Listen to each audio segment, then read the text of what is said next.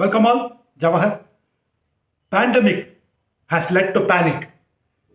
People are panic driven. பல இடங்களில் பார்த்தீங்கன்னா இந்த பேண்டமிக்னால பேனிக் வந்திருக்கா இல்லை பேண்டமிக்கை அதிகமாகிட்டு இருக்கா, இந்த பெருந்தொற்றினுடைய அவலத்தை அச்சத்தை இன்னும் அதிகரிச்சுக்கிட்டு இருக்கா அப்படின்னு பார்க்குமா ரெண்டுமே நடந்துகிட்டு இருக்கு. ஆக இந்த நேரங்களில் இது மாதிரி சூழல்களில் உலகளாவிய சிந்தனை என்ன இருக்கும்னு சொன்னால் பேனிக் அப்படிங்கிறது உண்மையிலே தேவையில்லாது, பல நேரங்களில் உண்மை இல்லாமல் கூட இருக்கும். ஆக பேனிக் இல்லாமல் இருக்கும்போது தான் இது போன்ற ஒரு தேசிய பேரிடரை பெருந்தொற்றை நம்மளால் சமாளிக்க முடியும் அப்படிங்கிறதா உலக சரித்திரத்தில் நம்ம கற்றுக்கிற பாடம். இதெல்லாம் சொல்லிகிட்டே இருக்கிறோம். இன்னைக்கு என்ன நடந்துட்டு இருக்கு நிலவரம் அதை சொல்லுங்க.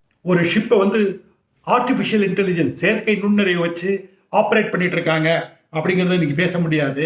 ஒரு நாடு அங்கே ஒரு ஸ்பேஸ் ஸ்டேஷனே நிறுவனத்துக்காக ஸ்பேஸுக்கு அனுப்பிச்சிருக்காங்க, ஏற்பாடு பண்ணுறாங்க அப்படிங்கிறது பேச முடியாது. ஏன்னா அதை விட முக்கியமானது நம்ம உள்ளூரில் இருக்கின்ற ஒரு பேரிடர், ஒரு பேண்டமிக் பற்றி தான், பெருந்தொற்று பற்றி தான் நம்ம பேசி ஆகணும்.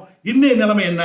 ஏன்னா இந்தியா ஹேஸ் ரெக்கார்டட், உலகத்தில் எந்த நாடுமே ரெக்கார்ட் பண்ணாத அளவிற்கு 4 லட்சம் கேசஸ் ஒரே நாளில் ரெக்கார்ட் பண்ணியிருக்கு.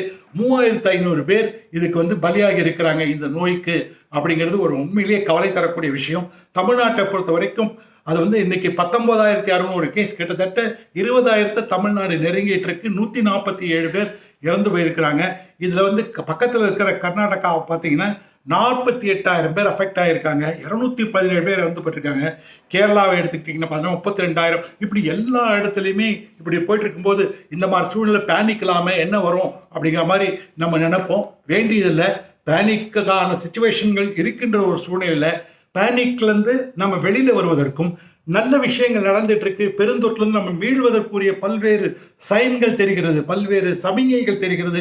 அதையும் என்னன்னு பார்ப்போம். அது உலக அளவில் பார்க்கும்போது கிட்டத்தட்ட 40 நாடுகளுக்கு மேலாக தங்களுடைய வாய்ச்சொல் மட்டும் இல்லாமல் 40 நாடுகளுக்கு மேல் தங்களுடைய உதவிகளை இந்தியாவுக்கு அனுப்பி கொண்டிருக்கிறார்கள். மருத்துவ உதவிகளாக, வெண்டிலேட்டர்களாக, ஆக்சிஜன் சிலிண்டர்களாக, ஆக்சிஜன் கான்சென்ட்ரேட்டர்கள், oxygen tankers, N95 mask, PPE kits, இன்னும் என்ன அவங்களுக்கு தேவையோ அத்தனையும் என்ன இருக்கோ அது எல்லாத்தையுமே அனுப்பிச்சி வச்சுக்கிட்டு இருக்கிறாங்க அப்படின்னு உண்மையிலேயே ஒரு வரவேற்கத்தக்க விஷயம். இதில் என்னன்னா இந்தியாவை எப்படி உலக நாடுகள் பார்க்கிறது அப்படிங்கிறது. அப்படி பார்க்கும்போது உலக நாடுகள்லாம் இந்தியா இவ்வளவு நாளைக்கு பண்ணியிருக்காங்க, உதவி பண்ணிருக்காங்க, நாம் அவங்களுக்கு உதவி பண்ணணும் அப்படிங்கிற ஒரு இன்னொரு பக்கம் பார்க்க போனால் 15 வயதிற்கு மேற்பட்டவர்களுக்கான இந்த வேக்சினேஷன் இன்றைக்கு ஆரம்பிக்க முடியல அப்படிங்கிறது ஒரு உண்மையிலேயே ஒரு வருத்தமான ஒரு விஷயமாக இருந்தாலும் ஆரம்பத்தில் ஒரு சொதப்பல்கள் இருந்தால் கூட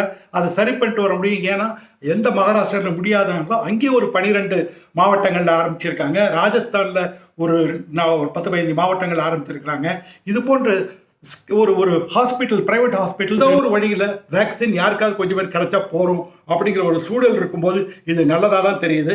அதே நேரத்தில் ஒரு அன்பிளான்டாக போய் மாட்டிக்கிட்டோமா அப்படின்னு சொன்னால் இது இல்லைன்னு நம்ம சொல்ல முடியாது. அதே நேரத்தில் அதுக்கு யார் காரணம்னு உட்கார்ந்து ஒவ்வொரு செய்தியிலையுமே இதுக்கு போஸ்ட்மார்ட்டம் பண்ணிகிட்டு இருக்கிறோம். செய்திகளை மாற்றி மாற்றி பார்க்கும்போது நமக்குள்ளே பய உணர்வு தான் ஏற்படுது தவிர நம்பிக்கை ஏற்படுவதில்லை. ஏன்னா அதனால தான் இந்த காணொலியில் நம்ம ரெண்டுத்துலேயும் பார்க்க போகிறோம்.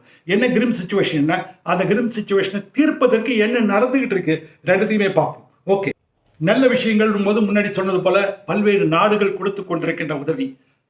புட்னிக் வேக்சின் 1.5 லட்சம் டோசஸ் இன்னைக்கு சேர்ந்ததாக தகவல் வருது.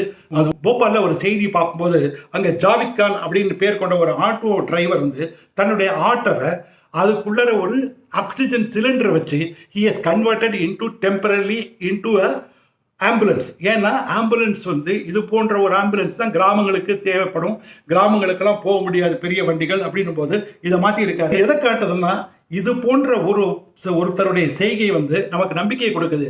ஏன் இதே மாதிரி அடாப்ட் பண்ணி மற்ற மாநிலங்களும் மற்ற மாவட்டங்களிலும் எங்கெங்கே இன்டீரியருக்கு போக முடியாதோ அந்த மாதிரி இடங்களில் அங்கே இருக்கின்ற அரசு வாகனங்கள், ஜீப்பு, அங்கே இருக்கின்ற 3 வீலர்ஸ், இது போன்ற ஆட்டோ, இவற்றில் எல்லாம் டெம்பரரியாக இது போன்று ஒரு மெக்கானிசம் கன்வெர்ட் பண்ணி ஏன் பண்ண முடியாது அப்படிங்கிற ஒரு நம்பிக்கை கொடுக்குது.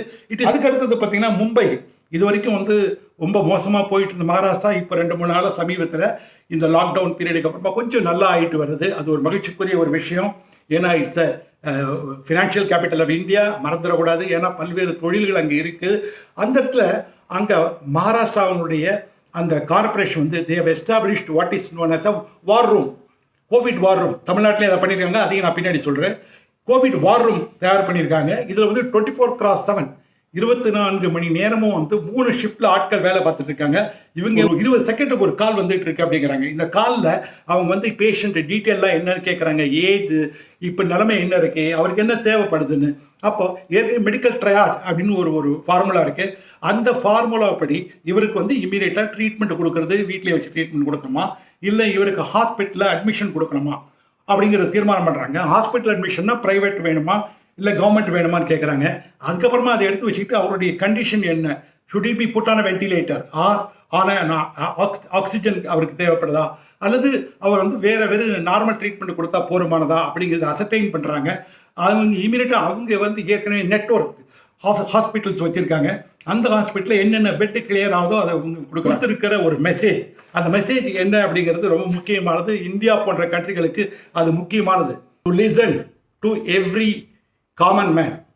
ஒரு சாதாரண ஒரு மனிதனுடைய குரலுக்கு உடனடியாக செவிசாயுங்கள் அப்படிங்கிற ஒரு கான்செப்டில் தான் இது ஏற்படுத்தப்பட்டிருக்கு. இடங்களில் உடனடியாக பேசி ஃபோன் எடுத்து இது உடனே நாங்கள் உங்களுக்கு ஏற்பாடு பண்ணுறோம், வெயிட் பண்ணுங்க அப்படின்னு சொல்லிட்டு திருப்பி ஒரு மெசேஜ் வந்து வெயிட் பண்ணும்போது பார்த்தீங்கன்னா உண்மையிலே அந்த இடத்துல ஒரு மனிதனில் இன்னொரு மனிதனுக்கு மட்டும் இல்லாமல் நிர்வாகத்தின் மேலேயும் மற்ற ஒரு பொதுவான விஷயங்கள் மேலேயும் மனிதனுக்கு நம்பிக்கை வரும். அதை நல்ல முறையில் பண்ணிட்டு இருக்காங்க. காசிப்பூர் அப்படிங்கிற இடத்துல ஒரு காசிப்பூர்லேருந்து 10 கிலோமீட்டர் தாண்டி இருக்கிற ஒரு மினி ஒரு சாதாரண ஒரு ஹாஸ்பிட்டலில் போகும்போது அவங்க என்னென்ன ஏற்பாடுகள்லாம் பண்ணிட்டு அவங்க மேனேஜ் பண்ணுறாங்க அப்படிங்கிறத ஒரு பிக்சரஸ்கியூவாக ஒருத்தர் வந்து ரிப்போர்ட் பண்ணியிருக்காரு. அதையும் பார்க்கும்போது ஒரு நம்பிக்கை வருது. ராஜஸ்தானில் பார்க்கும்போது பார்த்தீங்கன்னா அங்கே இருக்கக்கூடிய மிக குறைந்த சம்பளத்தை வாங்கக்கூடிய ஆஷா ஒர்க்கர்ஸ் அப்படின்னு சொல்லக்கூடிய ஹெல்த் ஒர்க்கர்ஸ் வந்து கிராமமாக போய் அங்கே இருக்கின்ற பெண்கள் மத்தியில் பேசி அவங்கள வந்து இது மாதிரி நீங்கள் வந்து வேக்சினேஷன் போட்டுக்கணும், அப்போ தான் நல்லது அப்படிங்கிறது ஏற்படுத்திட்டு இருக்காங்க. வேக்சினேஷன் கிடைக்கல, வேக்சினேஷன் வந்து போட முடியல அப்படிங்கிறது ஒரு பக்கம் இருந்தாலும் இன்னும் வேக்சின் ஹெசிடென்சி, வேக்சின் அவேர்னஸ் அப்படிங்கிறது வட இந்தியாவில் இருக்கக்கூடிய பல்வேறு உள்ள அடங்கியிருக்கின்ற ஒரு கிராமங்கள் இன்னைக்கு அந்த சிந்தனைகள் இருக்குது. அதனால தான் இதை நான் சொல்லி காட்டினேன். நம்ம எந்த ப்ரைஸஸில் நம்ம வந்து வேக்சின் வாங்கணும் அப்படிங்கிறத பற்றியெல்லாம் நிறைய டிஸ்கஷன் பண்ணிட்டு இருக்காங்க. அது it is for the governments to do. But ultimately a common man should get is vaccination. அவனுடைய குறைகள் நம்ம தீர்க்கப்பட வேண்டும். இவ்வளோதான் ஒரு எதிர்பார்ப்பாக இருக்கக்கூடிய அந்த சூழ்நிலையில் நீ உலகத்தில் பார்த்தீங்கன்னா 5 கம்பெனிஸ் தான் வந்து வேக்சின்ஸை தயார் பண்ணி ப்ரொடியூஸ் பண்ணிட்டு இருக்கிறாங்க. இப்போ அவங்கக்கிட்ட வேறு யாருக்கிட்டையாவது நம்ம வந்து வாங்கி அவங்களுக்கு போட்டே ஆகணும். Shortage of everything today. But என்ன ப்ராப்ளம்னா வேக்சின் ஃபார் ஆல் அப்படிங்கிறத வந்து எந்த ஒரு காரணத்தை கொண்டும் விட்டு கொடுக்க முடியாது. வேக்சின் கண்டிப்பாக பண்ணி ஆகணும். ஸோ கிட்டத்தட்ட இன்றைக்கி வந்து ஒரு ஹெல்த் எமர்ஜென்சி ஒரு கிரியேட் ஆகிருக்கிறது அப்படிங்கிறது நம்ம நிச்சயமாக புரிஞ்சிக்க முடியும். ஏன்னா 45 வயதுக்கு உட்பட்ட, அதாவது 18லேருந்து 45 வயதுக்கு உட்பட்டவர்கள் அவங்க நம்ம வேக்சினேஷன் எடுத்திருக்கோம், இன்றைக்கி ஆரம்பிக்க முடியல பல இடங்களில் அப்படின்னும் போது அது பரவாயில்ல, ஒரு 10 நாள் தள்ளி ஆரம்பித்தா ஒன்றும் ஆகிடாது. ஆனால் கண்டிப்பாக வெகு வேகமாக துரிதமாக இதை செய்யவே வேணும், செஞ்சே ஆகணும். அப்படி பண்ணும்போது பார்த்தீங்கன்னா கிட்டத்தட்ட 60 கோடி பேர் இந்த பிராக்கெட்டில் வராங்க. அவங்களுக்கு வந்து 120 கோடி 60 கோடி இருக்கும், 120 கோடி ஜாப்ஸ், 120 கோடி ஷாட்ஸ் அவங்களுக்கு தேவைப்படுது. ஆக இது வரைக்கும் பதிவு பண்ணினவங்க அப்படின்னு பார்க்கும்போது 2 கோடி 2.5 கோடி பேர் தான் பதிவு பண்ணியிருக்காங்க. நிறைய பிரச்சனைகள் இருக்குது. பதிவு பண்ண போனால் வந்து முன்னாடியே நம்ம டிஸ்கஸ் பண்ணோம். கோவின் அப்படிங்கிற ஆப்பில் வந்து அவங்களால ஓடிபி நம்பரே வாங்க முடியலன்னு சில பேர் சொல்லியிருக்காங்க, அவங்களால ரிஜிஸ்டர் பண்ண முடியலன்னு இருக்கிறாங்க. ஸோ இதையெல்லாம் தாண்டி நம்ம வந்து எவ்வளோ கெட்ட வேறு வழியே இல்லை, இதை குறை சொல்லிட்டு உட்கார்ந்துருக்க முடியாது. ஆக இதுக்கு முன்னாடியே நமக்கு இந்த சிக்னலே கிடைக்கலையா அப்படின்னா கிட்டத்தட்ட இன்றைக்கி வந்து 20 ஸ்டேட் இன்றைக்கி வந்து வேக்சினேஷனை முழுமையான முறையில் ஆரம்பிக்க முடியாமல் இருக்காங்க. சில இடங்கள் ஆரம்பிச்சிருக்காங்கங்கிறது ஒரு நம்பிக்கை கீற்று மாதிரி நம்ம கண்ணுக்கு படுது.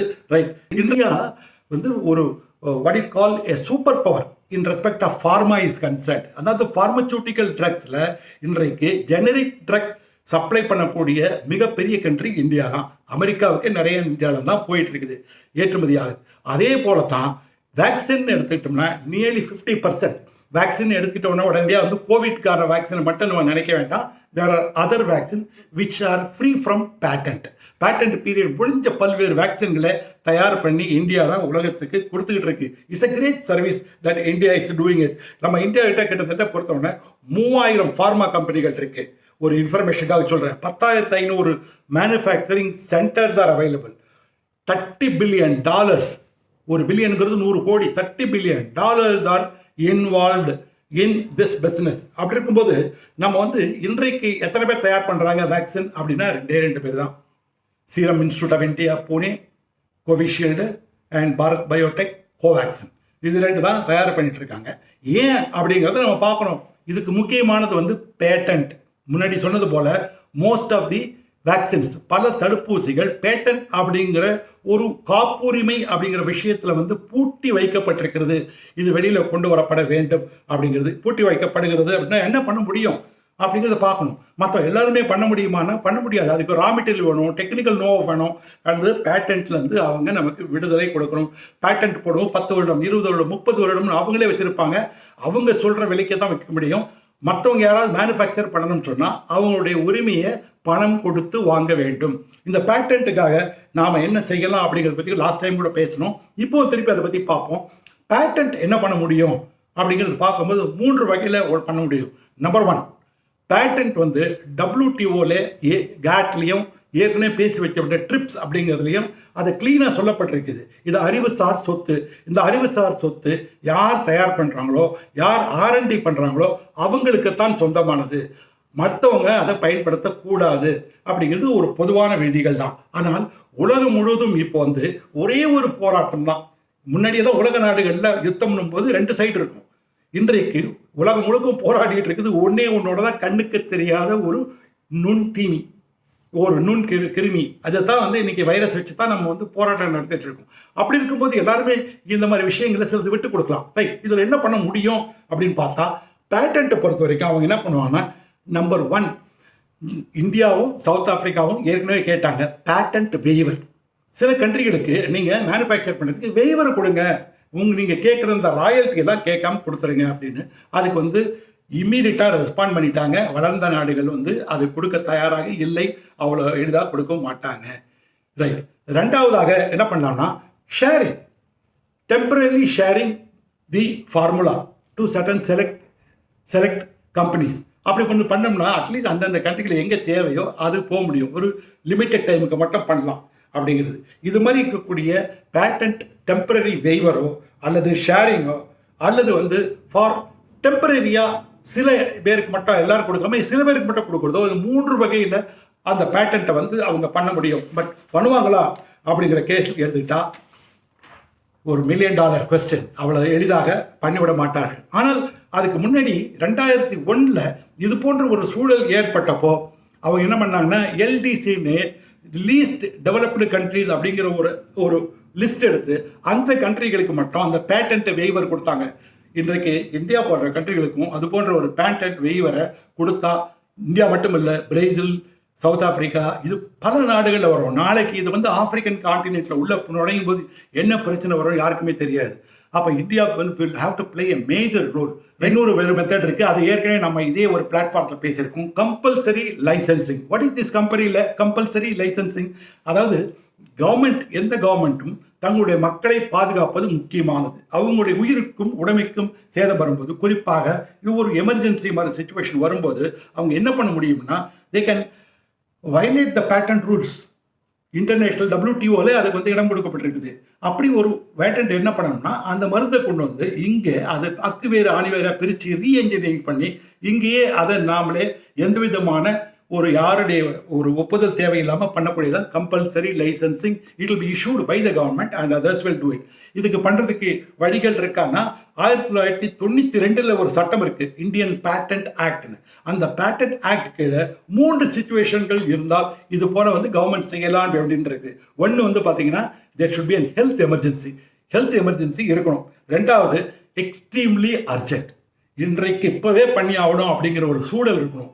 3வது இதில் பார்த்தீங்கன்னா அவங்களுக்கு வந்து it should be a common public good. It is not a cosmetic one.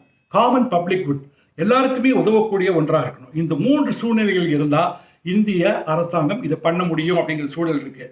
பண்ணுவாங்களா இல்லையா அப்படிங்கிறத எக்ஸ்பர்ட்ஸ் டிசைட் பண்ணணும். இது பல பேர் டிஸ்கஸ் பண்ணுறது எடுத்து உங்கள்கிட்ட இதை கொண்டு வந்திருக்கேன். ஸோ இது பேட்டன்ட் ஷேரிங்கோ அல்லது வந்து இது போன்ற பேட்டன்ட் ஷேரிங்கோ வாலண்டரியாக கொடுக்குறதோ இதுதான் நல்ல விதமாக இருக்க முடியும். எப்படி ஸ்புட்னிக் இப்போ முன் வந்து கொடுத்துட்டு இருக்கிறாங்க, அதுபோல் மற்றவங்களும் வந்து முன் வந்து கொடுக்கணும் அப்படிங்கிறது தான் முக்கியமானது. தமிழ்நாட்டை பொறுத்த வரைக்கும் எப்படி வந்து மகாராஷ்டிராவில் முன்னாடி சொன்ன மும்பையில் வார் ரூம் அப்படிங்கிற மாதிரி இங்கே யூனிஃபைடு கமாண்ட் சென்டர் அப்படிங்கிறது ஒன்று கார்பரேஷனில் இங்கே அதன் மூலமாக இங்கே கவர்மெண்ட்டில் ஏற்படுத்தியிருக்காங்க. It's a real time tracking of what is known as hospital beds and other facilities including remdesivir அப்படின்னு சொல்லப்படுகின்ற இந்த மருந்து உட்பட. இதே மாதிரி இந்த ரூமில் பார்த்தீங்கன்னா இன்றைக்கு கிட்டத்தட்ட 11,000 பேர் ஹாஸ்பிட்டலில் இருக்காங்க. அவங்கள ட்ராக் பண்ணிட்டு இருக்காங்க. 25,000 பேருக்கு மேலே வீட்டில் வந்து ட்ரீட்மெண்ட் எடுத்துருக்காங்க. முன்னாடி சொன்னேன் அவங்க வந்து எப்படி இந்த மெடிக்கல் ட்ரையாஜ் அப்படிங்கிறபடி 3 விதமாக பேஷண்ட்டுகளை பிரித்து ரொம்ப அர்ஜென்ட் நீடு இமீடியட்டாக வந்து ஹாஸ்பிட்டலைஸ் பண்ணி ஆகணும் அப்படிங்கிற யார் கேட்குறாங்களோ யாருக்கு வந்து தேவைப்படுதுன்னு கண்டுபிடிச்சி அதை அவங்க பண்ணுறாங்க. அதுக்கு தான் வந்து 104 அப்படிங்கிற நம்பரை கொடுத்துருக்குறாங்க. என்ன பெட்டு எங்கே அவைலபிளாக இருக்குது எப்படி சேர்க்க முடியும் அப்படிங்கிறது அவங்களே பண்ணுவாங்க. So it's a common man facility. So இதை வந்து கம்ப்ளீட்டாக பண்ணணும். இது இல்லாமல் இன்னொரு முக்கியமானது பார்க்கும்போது டோர் டு டோர் விசிட். இது ரொம்ப முக்கியமானது. ஏன்னா எல்லாராலையுமே போக முடியுமா, ரீச் பண்ண முடியுமா, எல்லாருக்குமே வந்து ஒரு ஃபோன் கூட பேச முடியாதவங்க இருக்கக்கூடிய சூழல்கள் இருக்கும். அப்போ அதை மாதிரி தகவல்கள் கிடைக்கும்போது இவங்க என்ன பண்ணுறாங்க, வீட்லேயே இருந்து பார்த்துக்க வேண்டிய பல்வேறு பேஷண்ட்ஸுகளை இவங்க டீமே போய் அவங்களுக்கு அங்கேயே பார்த்து மருந்துகள் எல்லாம் கொடுத்துட்டு வருவாங்க அப்படிங்கிறது. அப்போ let us be optimistic because the entire world is there behind us. நமக்கு பின்னாடி இந்த உலகம் முழுக்க எல்லாருக்குன்ற எல்லா மக்களும் அங்கே இருந்துகிட்டு இருக்கிறாங்க. ஸோ நமக்கு என்ன தேவை அப்படின்னு சொன்னால் நாம் இன்னைக்கு வந்து எப்படி வந்து நடக்காது அப்படின்ற ஒரு வேக்சினேஷன் கூட பல இடங்களில் இன்றைக்கி ஆரம்பிச்சிட்டாங்க. அடுத்த மாதம் தான் வரக்கூடும் அப்படின்னு எதிர்பார்த்த ஒரு தடுப்பு மருந்து இன்னைக்கு வந்திருக்கு. ரெம்டெசிவிர் கிடைக்காது அப்படின்னு சொல்லிட்டு இருந்தாங்க. இன்றைக்கி எல்லாத்துக்கும் கிடைக்கிறதுக்கு ஏற்பாடு பண்ணிட்டு இருக்கிறாங்க. இந்த ஒரு சூழல்லையும் முன்னாடி திருப்பி சொன்னது போல் பேண்டமிக் அண்ட் பேனிக், இந்த பேனிக் ஆகாமல் நம்ம இருக்கும் போது தான் நிறைய, ஏன்னா இது பெரிய கண்ட்ரி, பேனிக் ஆகி பல பிரச்சனைகளை ஈடுபட்டோம்னா என்ன ஆகும் அப்படிங்கிற பார்த்துருக்கோம். ஒரு சின்ன வழிபாட்டு தளத்தில் இஸ்ரேலில் என்ன ஆச்சு அப்படிங்கிற நம்ம பார்த்தோம். 42 பேர் ஸ்டாம்பீடில் இறந்து போகிறாங்க. இனிமேல் வந்து பேனிக்கை குறைப்போம். வருகின்ற இனிமேல் வரக்கூடிய செய்திகள் உங்களோட நான் ஷேர் பண்ணுறதெல்லாம் பேனிக்கை ஏற்படுத்தாத செய்திகளாகும். நம்ம மனசில் இந்த பரமபதம் போல் சேக்கண்ட் லாடர் போல் ஏறி இறங்கிட்டு இருக்கும்ல, அதெல்லாம் மாறி இனிமேல் ஒட்டு மொத்தமாக எல்லாமே நமக்கு வெற்றி அப்படிங்கிற அளவுக்கு வரும்னு நினைக்கிறேன். தேங்க்ஸ் ஃபார் வாட்சிங்.